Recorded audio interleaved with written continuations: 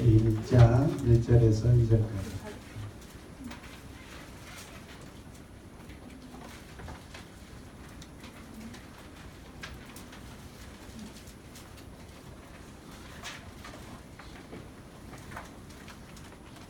저신 줄 알고 저와 여러분들이 같이 짧으니까 같이 읽어요. 마음을 모아서 읽겠습니다.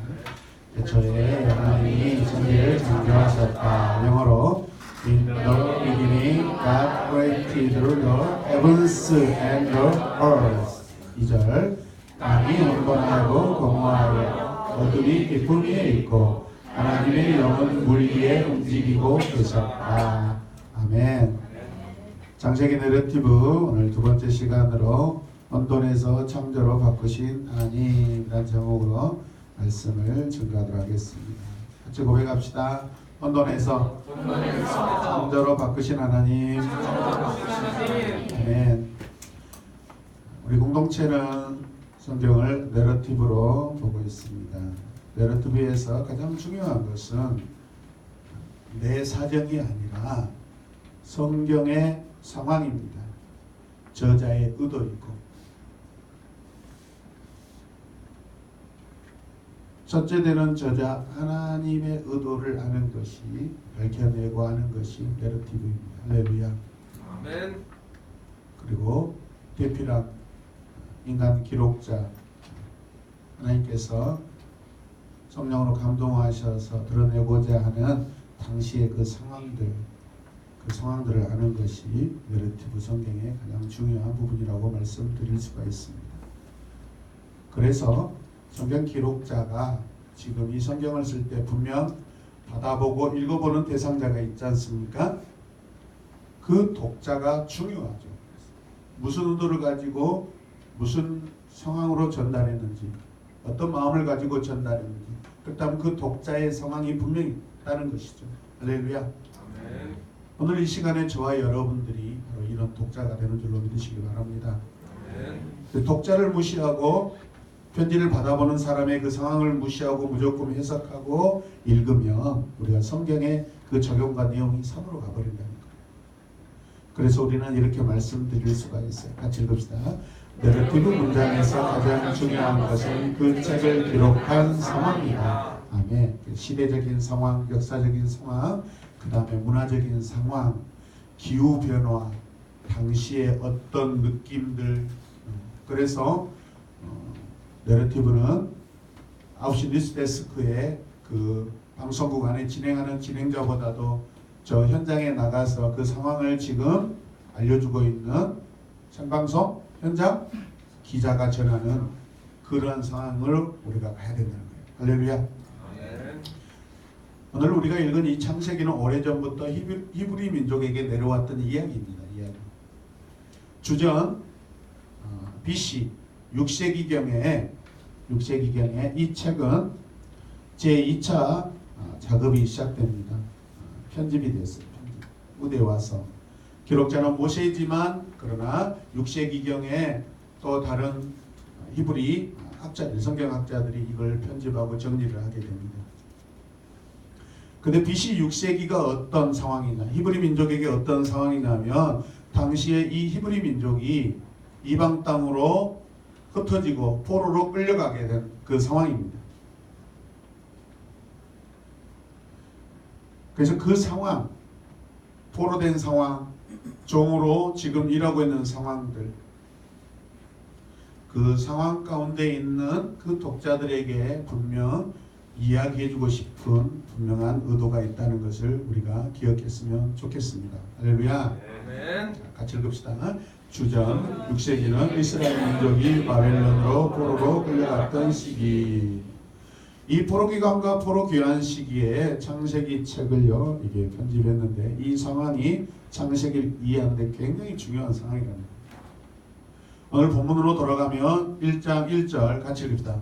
대초에 하나님이 천지를 창조하시니라. 창조는 원어로 뭐라겠죠? 바라죠, 바라. 그 하늘들과 영어 성경에 heavens라고 되어 있습니다. 하늘들이에요. 나중에 이 부분을 자세히 다루겠습니다. 그 하늘과 그 땅을 하나님께서 창조하셨습니다. 창세기 1장 1절은 이 다음에 있는 그 2절의 결과예요. 2절의 상황 때문에 1절을 하신 거예요. 2절 상황 때문에 1절을 하신 거다. 창세기 1장 1절은 2절의 결과라는 뜻이에요. 2절의 상황이 어떤 의도가 분명히 그러면 있다는 것이죠. 1절에 창조하시고 2절에 또 내용이 또 창조했다 그런 뜻이 아니에요. 이 부분이 의미적으로 확장되고 있는 그런 뜻입니다. 그래서 이 성경을 자세히 들여다보면 태초에 하나님이 하늘과 땅을 창조하셨다, 만드셨다라는 그런 의미이죠. 하나님 왜 이렇게 하셨을까요? 하나님이 왜 창조하셨을까요? 하나님이 하늘과 땅을 창조하셨다. 분명 이 말과 이 단어, 이 문장에는 어떤 교리나 어떤 신학적인 의미가 들어있는 게 아니에요. 과학적인 의미가 들어있는 것이 아니에요. 그것을 드러내려고 그것을 제시하려고 하는 것도 아니에요. 그냥 상황을, 현재 상황을 그냥 이야기하고 있는 거예요. 할렐루야. 진실, 팩트를 이야기하고 있는 거예요. 특별히 히브리 민족은 이야기하는 민족입니다. 이야기하는 민족. 히브리 민족은 이야기하는 민족입니다. 조상들로부터 전해들은 그 이야기를 계속해서 자녀들에게 이야기해 줍니다. 이게 신앙 이야기, 하나님의 이야기, 구원 이야기, 사랑의 이야기죠. 집안에서 어머니는 끊임없이 자녀들에게, 조상들에게 들은 이 이야기를 계속해서 구전으로 이야기를 해줍니다. 할렐루야. 그래서 그들은 이 암기력이 탁월합니다. 모세오경을 다 달달 외워버려요. 그래서 이미 있던 이야기를 듣고 이것을 자녀들에게, 2차 독자에게 이야기를 해준다는 것은 마치 제2의 창조라는 그 의미를 가지고 있습니다. 여러분의 가정에서, 여러분 서재에 어떤 책장에 많은 책들이 있죠. 동화책들이 있고 여러 가지 위인전도 있고, 그것을 부모님들이 꺼내가지고, 한 권 꺼내가지고 자녀 눕혀놓고 앉혀놓고 읽어주면서 설명해 주죠. 그게 제2의 창조적인 역사로 나타나는 거예요.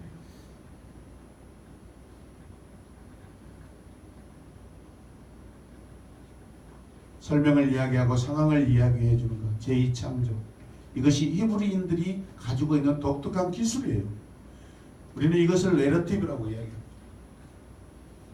자, 2절 말씀 같이 읽을까요? 땅이 혼돈하고 공허하니 흑암이 깊음 위에 있고 하나님의 영은 물 위에 움직이고 계셨다. 그래서 하나님께서 하늘과 땅을 창조하셨다. 이렇게.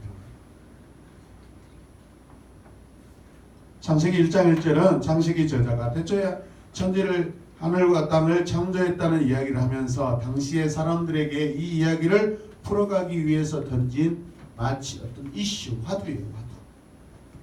하늘과 땅이 무엇일까요? 여러분, 저와 여러분은 지금 하늘이 무엇이고 땅이 무엇인지 알고 있죠. 지금 우리는 존재하는 것들을 보고 있기 때문에. 그러나 당시 이 상황에서는, 지금 창세기 1장 1절, 1장 2절의 이 상황에서는 하늘이 무엇인지 땅이 무엇인지 우리는 도저히 알 수 없는 거예요.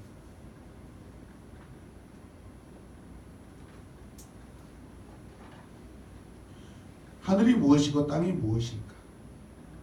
과학적인 어떤 의도, 과학적인 어떤 증거를 제시하려고 하는 것이 아니에요. 창세기를 쓰는 바로 그 상황을 이야기하고 있는 거예요. 자, 그리고 그렇다면 인간은 어디에서 사는가?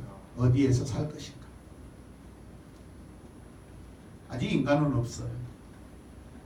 그런데 인간은 어디에서 살 것인가? 여러분, 이런 질문을 던졌을 때 우리는 어떻게 이야기해요? 하늘에 살 것인가? 땅에 살 것인가? 선택해야 돼요. 근데 우리가 그걸 선택하는 것이 아니에요. 선택돼 있어요.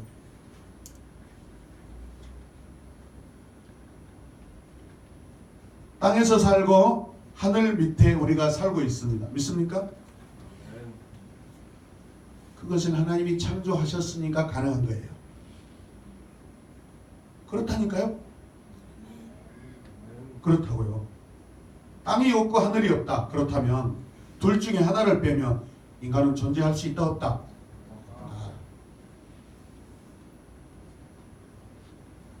여러분 하늘들이라고 해서 복수예요. 복수. 하늘들. 하늘들이 아니고 만약에 하늘이면 저와 여러분들은 우리 조상들은 단 한 사람도 이 땅 지구에 살아남을 사람이 아무도 없어요. 그 비밀은 나중에 말씀드리겠습니다. 다 이야기해주면 저도 미천이 떨어지니까. 하늘이 없고 땅이 없으면 사람은 어디에 있어요? 그동안 우리는 당연하다고 생각해 왔어요. 그동안 우리는 당연하다고 생각해 왔어요. 그런데 당연하게 지금까지 우리가 서 있고 살고 있는 이 땅과 하늘 근데 그것들에 대해서 우리가 얼마나 의미를 가지고 살아왔냐 이 말이죠. 성경은 증명하려고 하지 않습니다. 사실을 이야기합니다. 대초에 하나님이 천지를 창조하시니라.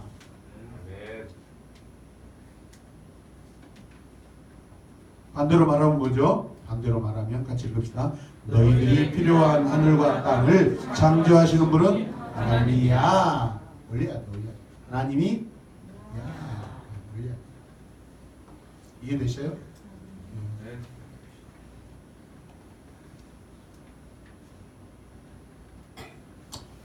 같이 보래. 하늘 전, 땅지. 이것을 다른 말로 하면 시간과 장소를 통해서 창조하셨다는 거예요. 시간과 장소를 통해서 창조하셨다. 쉽게 하나님은 다른 말로 하면 어떤 만남을 통해서 이 모든 상황들을 있게 하셨다는 거예요. 만남을 통해서 창조하셨다는 거예요. 그래서 우리의 만남은 우리 인생이 달라지는 상황들이 찾아와요. 어머니를 만남으로 자녀가 태어나고, 아내를 만남으로 부부가 되고, 교수님을 만남으로 학생이 되고, 후배를 만남으로 여러 가지 내 인생의 상황이 달라져요. 결국 사람과의 관계를 통해서 우리 인생은 달라지게 돼 있어요. 이해되십니까? 제 인생에 중요한 만남이 있었습니다. 부모님이시죠. 버럭버럭 화를 잘 내시는 아버지를 만났어요. 그래서 제가 이렇게 버럭버럭 화를 내는 거예요. 당연한 거잖아요. 아버지가 화냈으니까 아들이 화내는 거. 여러분 비정상 아니에요. 얼마나 제가 효자예요. 당연한 거예요. 당연한 거예요. 저 효자예요. 효자. 아버지 피를 그대로 잘 전수받아서 길이길이 나라와 민족을 위해서 사용하고 있어요. 이름 좋은 수영이만 아멘하고 있는 거예요. 예쁜 거 좋아하시는 엄마를 만나서 예쁜 아내를 만났어요. 왜 놀라는 거예요? 그렇게 기가 차게 놀랄 일인가요? 당연한 일인데. 사랑 많은 엄마 만나 눈물로 징징댑니다. 오늘도 막 눈물이 징징 나와요. 50 넘어서 여성 호르몬이 많아져서 목사님이 운다 그렇게 하면 굉장히 재수없어요. 밥만 떨어진다. 우리 엄마 닮아서 이렇게 막 눈물이 많은 거야. 지금도 눈물 나오나. 같이 고백합시다. 만남은 시간과 장소를 통해서 이루어진다. 할렐루야. 아멘. 이때는 좀 부드럽게 이야기해요. 그 수영이는 MBC 문화방송 그 앵커가 돼야 돼요. 목소리가 얼마나 기가 막히게 좋은지. 하나님이 창조하신 겁니다. 결국 하나님이 하늘과 땅을 창조하셨다는 것은 시간과 장소를 가지고 창조하셨다라는 의미이죠. 그 시간이 언제였어요? 태초이고 장소는 혼돈과 흑암 중에 있던 상황이에요. 우주예요. 우주. 혼돈과 흑암 중에 있는 그 우주 안에서 그 우주에 창조하셨어요. 할렐루야.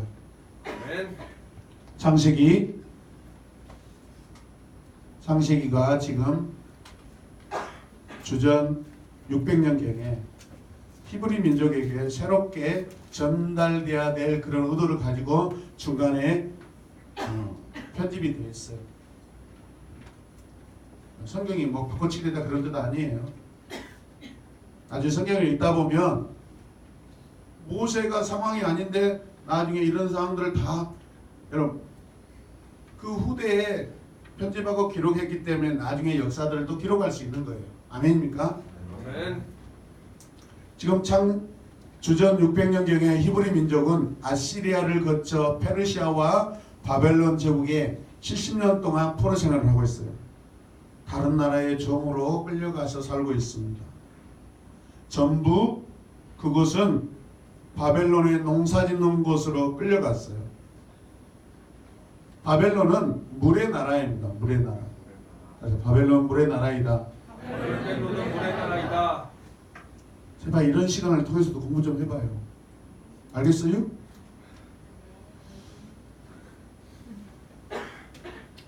지금 빨간 점선이 고대 근동 아시리아 제국입니다. 어마어마.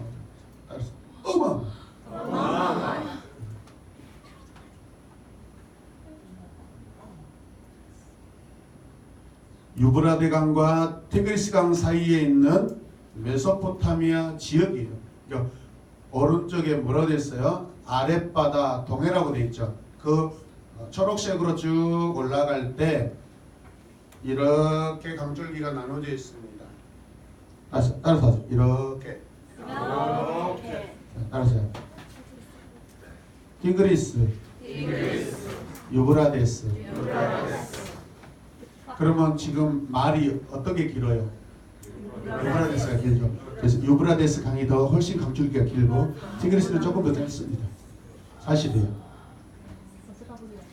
티그리스, 유브라데스. 티그리스, 유브라데스. 훨씬 길어요. 그게 만나는 지역이 바로 삼각주예요. 엄청 농사가 잘 됩니다. 1년에 3번, 4번 농사를 지을 수 있어요. 곡창지대입니다.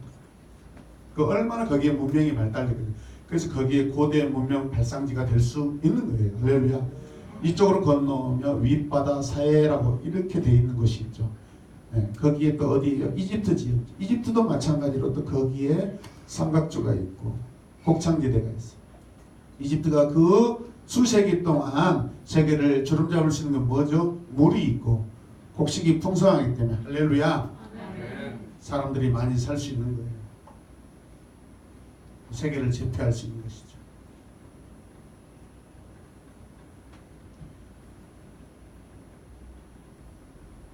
당시에 이 메소포타미아 지역은요. 그래서 거기에 아수르, 그 다음에 페르시아, 바벨론 페르시아죠.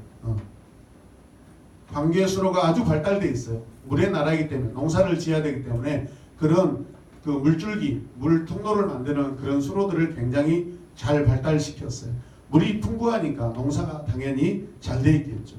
그리고 이 물로 인하여서 또 어떤 것들이 일어나요. 계속해서 이렇게 선율을 보여주세요. 자, 그래서 거기에 다니엘서를 보면 에레미야서나 다니엘서를 보면 그발강가 을레강변에서 우리가 뭐 하나님을 생각하며 울었다라고 이렇게 표현들이 나타납니다. 그게 뭐예요? 거기에서 포로를 끌려와 가지고 농사 지으면서 고국 땅 그 예루살렘을 생각하면서 막 우는 거예요. 저도 엄마 생각하면 막 눈물이 나오려고 그래요. 그렇지 않겠어요? 우리가 여기 와서 끌려와서 이런 종으로 일을 하면 살 그런 민족들이 아닌데 왜? 우리는 하나님을 거룩하신 하나님, 전능하신 하나님, 세상을 창조하시는 그 하나님을 믿는 그래도 우리가 그런 최고의 민족이라고 생각했는데 왜 우리가 이곳에 끌려와서 지금 이런 일을 하고 있는지 그들은 지금 멘붕 상태 이해가 안 되는 거예요. 그래서 하나님을 때로는 원망합니다. 현재적인 상황에 감당이 안 되는 거예요. 이해가 안 되는 거예요.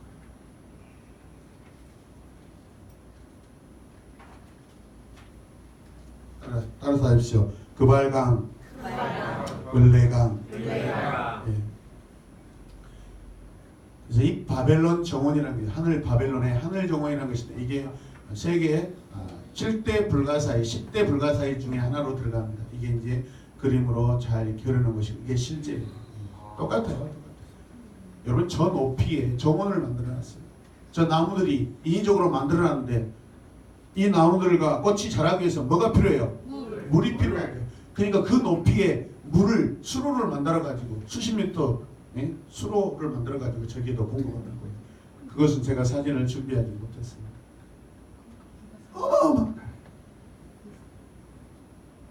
농사가 잘 되니까 이제 취미생활로 이런 정원을 만들어 놓은 거예요. 바로 그 사람들에게 하나님은 인간이 살아가기에 필요한 하늘과 땅, 즉 마음대로 이 세상의 모든 것들을 주무르시는 하나님으로 그들은 알고 있는 거예요. 할렐루야. 아멘. 우리가 성경을 볼 때 놓치기 쉬운 것들이 있어요. 근데 성경은 다 1.1핵이라도 하나님의 말씀입니다. 믿습니까? 아멘. 때로는 대단하지 않는 거라고 생각하지만 그런 대단하지 않는 것을 묵상하면 대단한 것이 됩니다. 대단하지 않는 것을 대단하게 읽는 것이 바로 내러티브예요. 할렐루야. 아멘. 모든 한 글자 한 핵 단어 다 살아계신 하나님의 말씀인 줄로 믿으시기 바랍니다. 토시 하나, 접속사 하나, 마침표 하나. 물론 오늘 성경은 마침표는 없어요. 그런 의미랍니다. 저는 창세기 1장 1절 가지고도 하루 종일 우리가 묵상이 가능하다고 생각합니다. 같이 보겠습니다. 내가 살아가는데 필요한 모든 것이 하늘과 땅에 있다. 누가 말씀하세요? 하나님이 말씀하고 계세요. 너 살아가는데 필요한 모든 것이 이 땅 하늘에 다 있다. 사실 맞나요? 틀리나요? 맞습니다. 하나님도 이렇게 말씀하죠. 자, 같이 봅니다. 하나님은 없는 것을 만들어 주는 분이다. 아멘. 우리는 창세기에 보면은 무에서 유로 창조하신 분이다. 흔히들 하나님을 이야기할 때 그렇게 단순하게 이야기해요. 반대로 생각해보요. 그러면 무에서 유를 창조하셨고 반대로 하면 유를 무로 만들 수 있어요? 없어요? 있어요. 그래서 전능하신 하나님이세요. 같이 읽읍시다. 보러 귀한과 귀한에 정말 필요한 하나님이시다. 그들에게는 지금 눈에 보일랑말랑하지만은 그러나 언젠가는 하나님이 계시기 때문에 이 생활들을 마무리하실 분도 하나님이시다라고 그들은 마음에 묵상하고 있어요. 기대하고 있어요.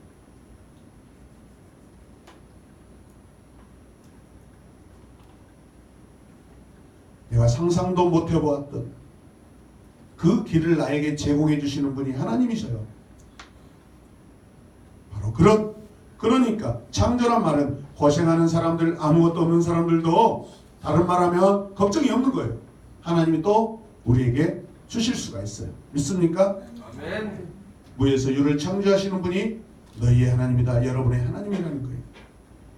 다시 2절로 가겠습니다. 자, 같이 읽읍시다. 땅이 혼돈하고 공허하며 어둠이 깊음 위에 있고 하나님의 영혼은 물 위에 움직이고 계셨다.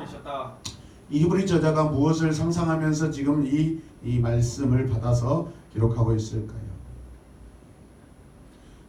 다시 말씀드리지만은 이 문장은, 이 말은 과학적이기도 하지도 않고 신학적인 그런 진술이 아니에요.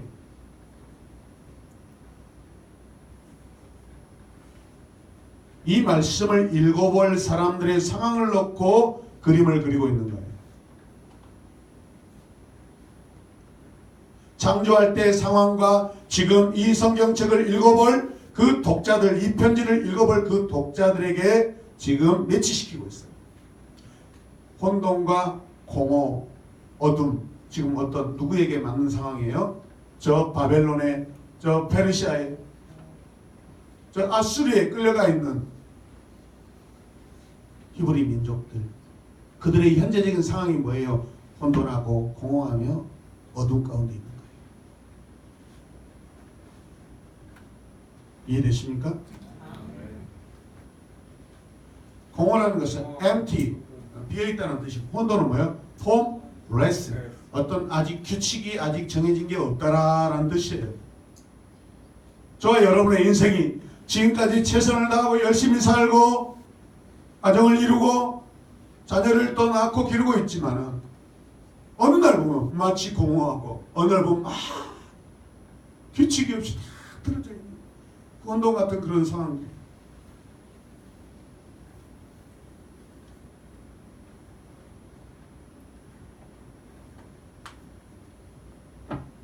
바로 이 상황과 비슷한 상태가 당시의 사람들이라는 거예요. 그래서 항상 우리는 성경의 첫 번째 독자들의 상황에 맞춰서 해석하고 그 말씀을 가져와서 내 삶에 적용하는 것이 합당한 줄로 믿으시길 바랍니다. 아멘. 저와 여러분들이 이런 상황에 직면하고 있지 않습니까? 저와 여러분들이 지금 현재 이런 상황이지 않습니까? 내가 어떻게 살아갈까? 고민하는 성도들 희망이 없어요. 어떻게 희망을 두고 살아갈 수 있어요? 교회 오면 목사님은 소망을 가지십시오, 희망을 가지십시오, 기도하십시오. 그런데 기도하면 도대체 뭐가 나타나냐 이 말이에요. 소망을 가지면 뭐가 보이냐 이 말이에요. 그게 공허하고 혼돈된 상태예요. 지금 당장의 며칠 후 지금 어떤 일들이 지금 내가 감당할 수 없는 예상하지도 못할 그런 일들이 꼭 몰려올 것 같기도 하고, 나는 원하는 세상은 나에게 그렇게 원하는 것을 주지 않는 그런 다급한 상태.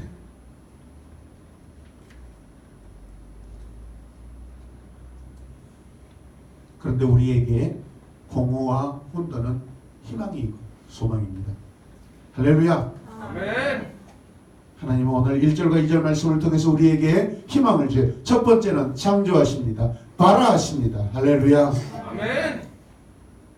그 혼돈과 흑암과 어둠 가운데 있을 때 하나님은 창조의 하나님이셔요. 염려하지 마세요. 다시 그러나 염려하지 마세요. 염려하지 마세요. 왜? 지금도 창조의 하나님이 계셔요. 아멘. 바라의 하나님, 창조의 하나님이 여러분과 함께 계십니다. 구체적으로 하나님의 영이 지금 함께 계십니다. 운행하고 계신다고 말씀하고 계셔요. 하나님의 영이 뭐예요? 성령이셔요. 새로운 창조 세계에 갈 수 있도록 우리를 인도하고 계시는 거예요. 지금 내 상황은 흑암이고 혼돈이고 어둠이지만은 하나님은 그 가운데서 우리를 새로운 삶으로, 새로운 방향으로, 새로운 모습으로 창조하신다는 거예요. 발화하신다는 거예요. 할렐루야. 아멘. 걱정하지 마세요. 근심하지 마세요.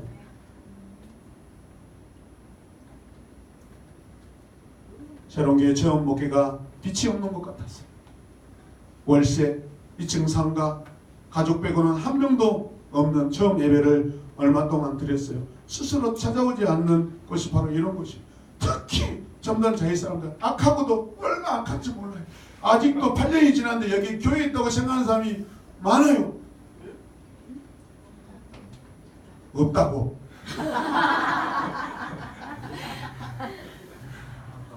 파수는 매주를 쓰다면 믿어야죠. 그냥 부에서 유를 만드신 하나님.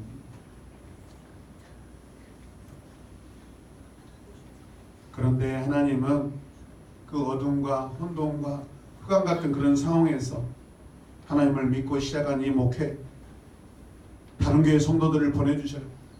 새벽 예배를 하는데 10명씩 올 때도 있었어요. 근데 주일이면 아무도 없어. 자기 교회 가버리니까. 몇 주 몇 개월을 보냅니다.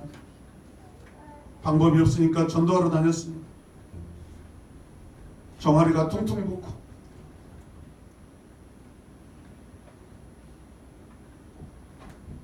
길가에서 사람을 만나면 말 한마디라도 섞으면 혹시 하나님이 우리 교회 보내줄 성도인가?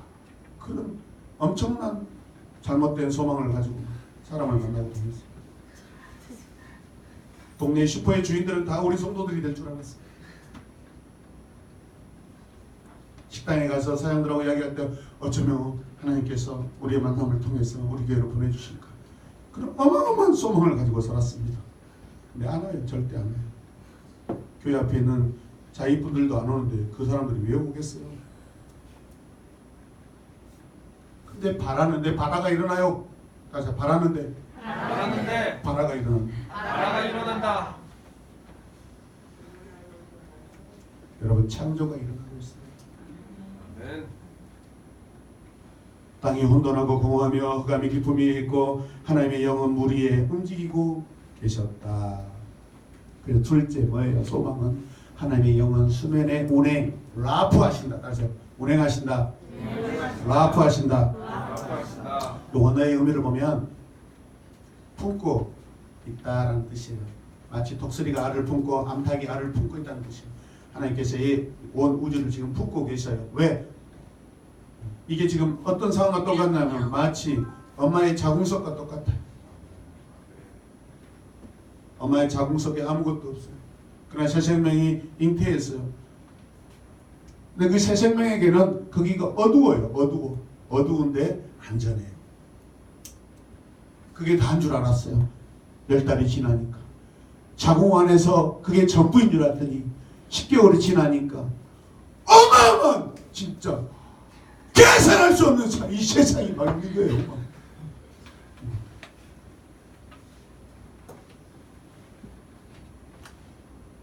엄마가 이 뱃속에 있는 거의 비슷하죠? 이렇게 들어가고 예화 때는 나올 수 있고 넣기도 하고 이거는 길을 통해서 연마가 되는 것이 아니고 성령이 충만해서 역사하는 거예요. 내가 다 보여주네 진짜.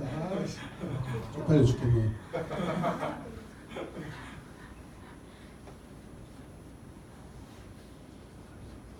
여러분 엄마가 뭘 먹고 뭘 막 기도하고 해서 이 아이가 막 자랍니까? 그렇지 않아요. 자궁 안에 있는 이 생명은 하나님이 주관하셔요. 아멘.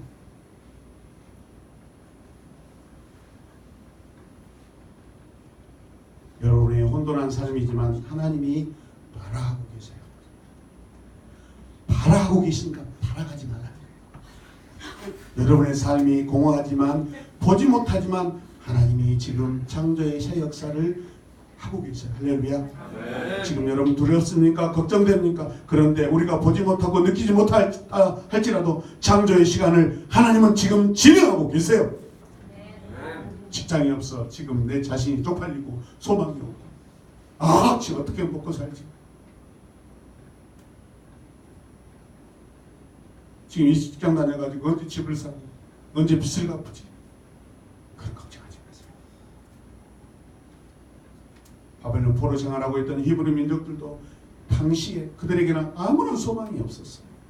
그런데 그들은 신라 같은 그 소망이 하나 있는데 그게 하나님을 기억하고 있었어요. 하나님이 그들에게 소망이었어요.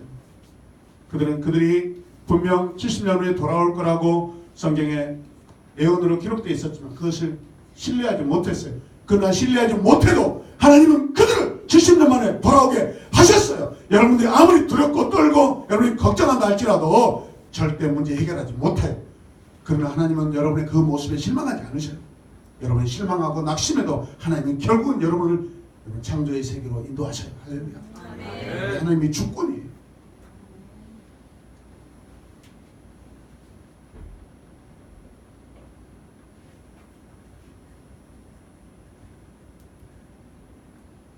여러분에게는 오늘 이 시간이 여러분의 엄청난 소망의 시간이 되는 줄로 믿습니다. 아멘. 창세기 1장 1절과 2절 짧지만은 굉장한 하나님의 창조의 역사를 우리가 지금 보고 있어요. 다 보고 있는 거예요. 아멘. 아멘.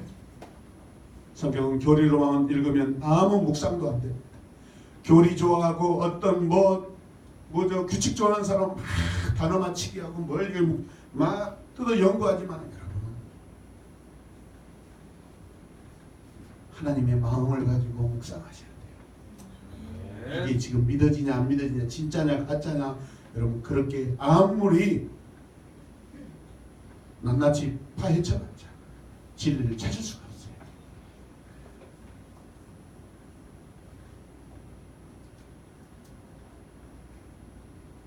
바벨론의 히브리인들이 이 말씀을 읽고 그들의 삶이 새롭게 재창조되어서 돌아왔듯이 하나님은 지금도 역사하셔서 여러분의 지금 현재의 삶을 재창조하실 줄로 믿습니다.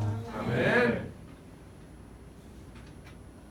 당시 사람들 포로 기간이 물속에서 마치 캄캄하고 어둡고 그게 전부인 줄 알았지만 그러나 하나님의 새로운 역사는 70년 이후에 주 예수 그리스도가 오기까지 계속해서 놀랍게 역사하십니다. 말하고 계십니다. 할렐루야. 아멘. 근데 이 운행하신다라는 이 단어가 신약에 오면 어떤 상황으로 쓰여지냐면 여러분 마리아가 예수님을 잉태하고 있을 때 그 상황이 누가복음 1장 30절 같이 읽다. 천사가 대답하여 이르되 성령이 내게 임하시고 지극히 높으신 이의 능력이 너를 덮으리니 이러므로 나실 바 거룩하니는 하나님의 아들이라 일컬을지니라. 아멘. 아멘. 마리아는 분명 천사를 통해서 너의 몸에서 거룩한 이가 나실 것이라고 들었어요. 근데 자기가 할 수 있는 것은 아무것도 없어요. 그냥 삼시세끼 먹고 마시고 똥 싸고 하는 것밖에 없어요. 근데 상상할 수 없는 역사가 하나님이 마리아의 몸에 들어오십니다. 하나님의 영이 마리아에게 들어오십니다. 그게 인카네이션, 그게 임마누엘. 하나님이 들어오셔서 하나님이 그 안에서 마리아와 인간과 하나님이 하나 되고 계세요. 할렐루야. 성령이 너를 덮은다는 것이 마치 오늘 창세기 2장에 하나님이 운행하신다, 안고 있다, 그거예요. 라프예요. 라프. 할렐루야. 하나님이 오늘 여러분들을 라프하고 계세요. 걱정하지 마세요. 하나님이 여러분을 라프하고 계세요. 안고 계세요.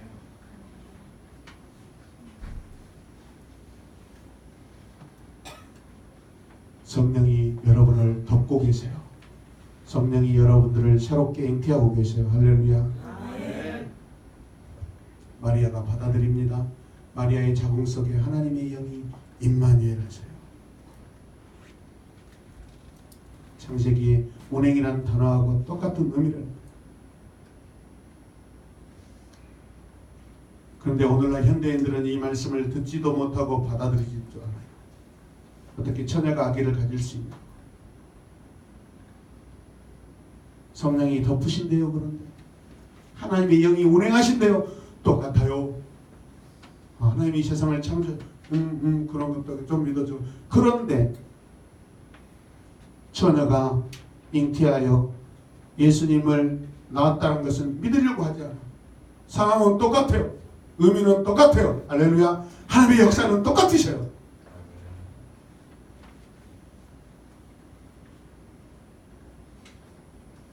창세기 11장에 가면 사례는 임신하지 못하여서 자식이 없습니다. 근데 여기에도 하나님께서 뭐하고 계세요? 라프하시니까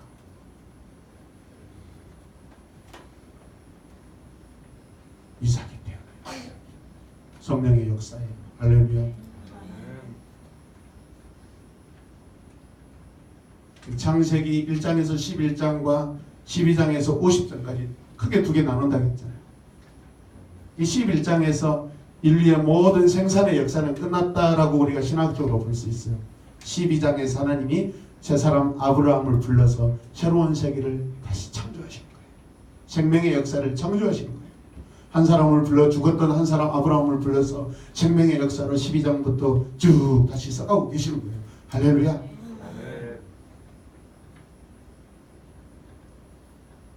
창세기 저자는 성부 성자 성령 하나님의 존재를 소개합니다. 엘로힘, 우리가